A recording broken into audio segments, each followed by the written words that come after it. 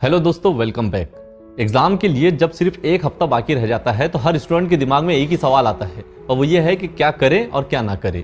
और इसीलिए आज की इस वीडियो में हम बात करेंगे कि एग्जाम को जब एक हफ्ता बाकी रह जाता है तो आपको कौन कौन सी चीजें करनी चाहिए और किन चीजों से बचनी चाहिए। तो वीडियो को आखिर तक के जरूर देखते रहिए। तो सबसे पहली चीज जो आपको करनी है इस एक हफ्ते के अंदर वो ये है कि जब आप रिवीजन करने के लिए बैठेंगे, और रिवीजन आपको कैसे करना है इसके बारे में मैंने आपको पिछले अपने वीडियो के अंदर ये बात बता दिया कि कौन सी टेक्निक को यूज करके आप ज्यादा अच्छे से रिवीजन कर सकते हैं। क्योंकि अब नए टॉपिक्स तो हम नहीं पढ़ सकते, हमको ज्यादा से ज्यादा फोकस रिवीजन के ऊपर करना है। जब हम रिवीजन करने के लिए बैठे तो हमको मालूम होना चाहिए और हम मालूम करने की कोशिश करें कि हमारी स्ट्रेंथ्स क्या क्या है और हमारी वीकनेसेस क्या क्या है।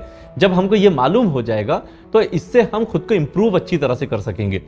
अब देखिए, आपने जब ये मालूम कर लिया कि आपकी स्ट्रेंथ्स और आपकी वीकनेसेस क्या है, तो फिर आप ज्यादा से ज्यादा कंसंट्रेट कीजिए, ज्यादा से ज्यादा फोकस कीजिए अपनी वीकनेसेस के ऊपर और उन एक एक वीकनेस को दूर करने की कोशिश कीजिए। आप किस तरह से उनको दूर कर सकते हैं, तो हो सकता है कि आपका कोई एक टॉपिक ऐसा हो या कोई एक सब्जेक्ट ऐसा हो कि जो आपको बहुत ही कमजोर हो, जो आपको समझ में नहीं आता, जिसके अंदर अभी भी आप स्ट्रगल कर रहे हैं उसको समझने में। तो स्पेशल फोकस कीजिए उसी एक टॉपिक के ऊपर या उसी एक सब्जेक्ट के ऊपर, ताकि आपका वो सब्जेक्ट भी दूसरे सब्जेक्ट्स की तरह से मजबूत होता चले जाए, वो भी आपकी स्ट्रेंथ बन जाए। दूसरी चीज जो आपको करनी है वो ये है कि अब हमारे पास में टाइम बहुत ही कम बचा है, सिर्फ एक हफ्ता बचा है। तो इस एक हफ्ते के अंदर हमें चाहिए कि हम पूरे के पूरे कंसंट्रेशन के साथ में पढ़ाई करें। यहां पर अब ये नहीं चलेगा कि थोड़ा सा ध्यान हमारा मोबाइल के अंदर है, थोड़ा सा ध्यान हमारा खेलकूद के अंदर है और थोड़ा सा ध्यान पढ़ाई के अंदर है, ये नहीं चलेगा। पूरे कंसंट्रेशन के साथ में अब आपको पढ़ाई करनी पड़ेगी, फुल फोकस के साथ में पढ़ाई करनी पड़ेगी। और आपको इतने दिनों से जब आप पढ़ाई कर रहे हैं तो आपको मालूम है कि आप कितनी देर तक के कंसंट्रेट कर सकते हैं। आपको आपका स्टेमिना मालूम है कि आप कितनी देर तक अच्छी तरह से पढ़ाई कर सकते हैं। जब तक कि आपको लगता है कि आप ये पढ़ाई अच्छी तरह से कर सकते हैं तो पढ़ाई कीजिए। उसके बाद में थोड़ी देर के लिए ब्रेक ले लीजिए, रेस्ट कीजिए। जब आप रेस्ट करेंगे तो आपका माइंड फ्रेश हो जाएगा। मैंने अपने पिछले कई वीडियोस के अंदर ब्रेक्स के बारे में और रेस्ट के बारे में आपको बताया है कि कैसे ब्रेक्स लेने से और रेस्ट करने की वजह से हमारा जो माइंड है तो वो फ्रेश हो जाता है, मूड फ्रेश होता है और हम नई एनर्जी के साथ में पढ़ाई कर सकते हैं।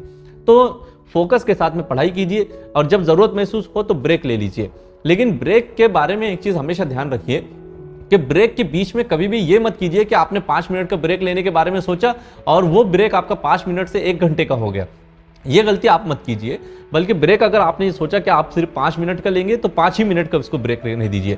और आप खास तौर से मोबाइल के अंदर और सोशल मीडिया के अंदर खो मत जाइए। इस ब्रेक के अंदर अपने दोस्तों के साथ में खो मत जाइए, तो ये जरूर कीजिए। दूसरी चीज, जब आप फिर ब्रेक से वापस आकर फिर से पढ़ाई करने के अंदर लगेंगे तो डिस्ट्रैक्शंस को मिनिमाइज कीजिए, एलिमिनेट कीजिए उनको। डिस्ट्रैक्शंस बिल्कुल भी नहीं होनी चाहिए। जब डिस्ट्रैक्शंस नहीं होंगे तो आपका कंसंट्रेशन अच्छी तरह से बना रहेगा।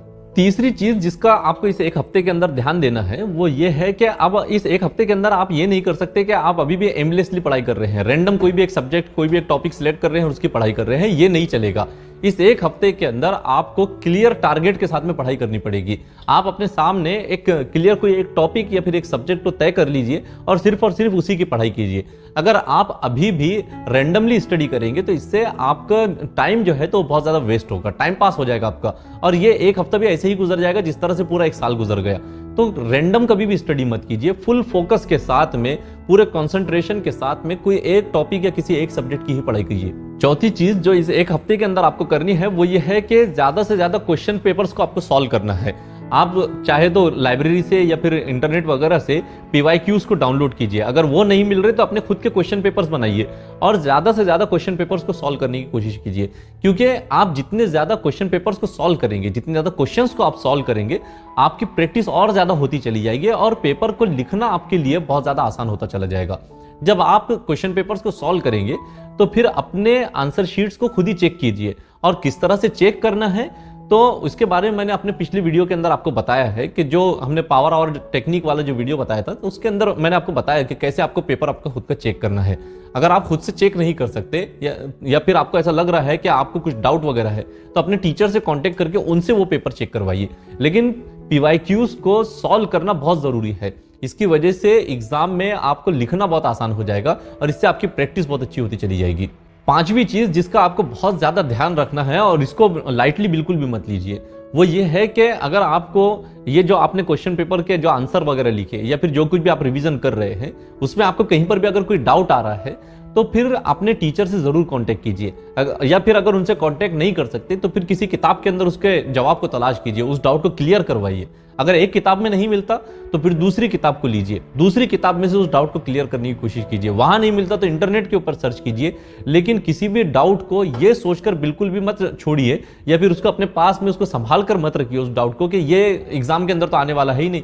अब हो सकता है कि एक चीज के अंदर आपको डाउट हो और वही चीज पेपर के अंदर आपसे पूछ ली जाए, उस वक्त आप क्या करेंगे? तो उस वक्त पछताने से बेहतर है कि आप अभी इसी वक्त उस डाउट को आप क्लियर करवा लीजिए। छठी और आखिरी चीज जिसका आपको इस एक हफ्ते के अंदर ध्यान रखना है वो ये है कि आपको नींद अच्छी लेनी है। स्टूडेंट्स के बारे में बताया जाता है कि इन्होंने कम से कम 8 घंटे की नींद तो लेनी ही चाहिए। अब अगर आप 8 घंटे से कम की नींद लेते हैं, अपनी नींद के साथ में कंप्रोमाइज करते हैं, तो इसके कुछ बड़े बड़े नुकसान आपको देखने को मिलेंगे। पहला नुकसान तो ये होगा कि इसकी वजह से आपका कंसंट्रेशन, आपका फोकस कम हो जाएगा। फिर दूसरा नुकसान ये होगा कि आपकी हेल्थ खराब होगी और तीसरा नुकसान ये होगा कि आपकी मेमोरी खराब हो जाएगी। अगर ये तीनों नुकसान आपके एक साथ हो जाते हैं तो आप खुद सोचकर देखिए कि पेपर के आने तक की आपकी तबीयत खराब हो जाएगी और आपका पेपर खराब जाएगा। लेकिन अगर आप नींद अच्छी तरह से लेते हैं और रेस्ट अच्छी तरह से करते हैं तो आपका फोकस भी अच्छा बना रहेगा, आपकी हेल्थ भी अच्छी रहेगी और आपकी मेमोरी भी इससे शार्प होगी। आप पेपर में आसानी से कोई भी चीज लिख पाएंगे। तो नींद के साथ में कंप्रोमाइज बिल्कुल भी मत कीजिए। जितनी नींद की आपको जरूरत है तो इत्मीनान से उतनी नींद जरूर लीजिए। तो ये है वो 6 चीजें कि जो आपको एग्जाम के आखिरी एक हफ्ते के अंदर करनी चाहिए। अगर वीडियो पसंद आए तो इसे लाइक और शेयर जरूर कीजिए और हमारे चैनल को सब्सक्राइब भी कीजिए। चलिए मिलते हैं अगले वीडियो में, तब तक के लिए अच्छी तरह से पढ़ाई कीजिए। एग्जाम को बहुत कम टाइम बचा है तो पूरे कंसंट्रेशन के साथ में स्टडीज करते रहिए। चलिए मिलते हैं अगले वीडियो में।